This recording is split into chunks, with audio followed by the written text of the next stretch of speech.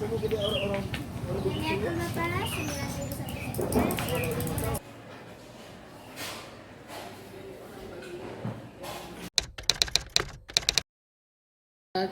dari Puskesmas Tamalanda itu cara pencegahannya itu melalui pembuatan penyebaran leaflet virus corona ke posyandu ya. Jadi kami rutin melakukan penyuluhan. Jadi mulai dari bulan kemarin sejak adanya itu virus corona, kami penyuluhan keliling juga dari RW ke RW dengan penyebaran juga leaflet tentang virus corona.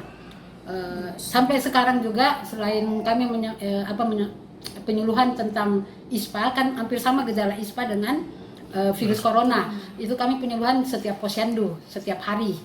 Tingkatkan jaga atau tingkatkan imunitas tubuh kita. Secara normal kan kalau ada virus masuk ke dalam tubuh, sel imun kita sangat berperan untuk melawan virus. Jadi biar kita bisa jaga imunitas tubuh, ya caranya dengan meningkatkan imunitas tubuh kita. Jadi makan makanan dengan cara makan makanan sehat dan bergizi, olahraga, terus pakai masker. Pencegahan lain adalah pakai masker. Tujuannya untuk melindungi kita supaya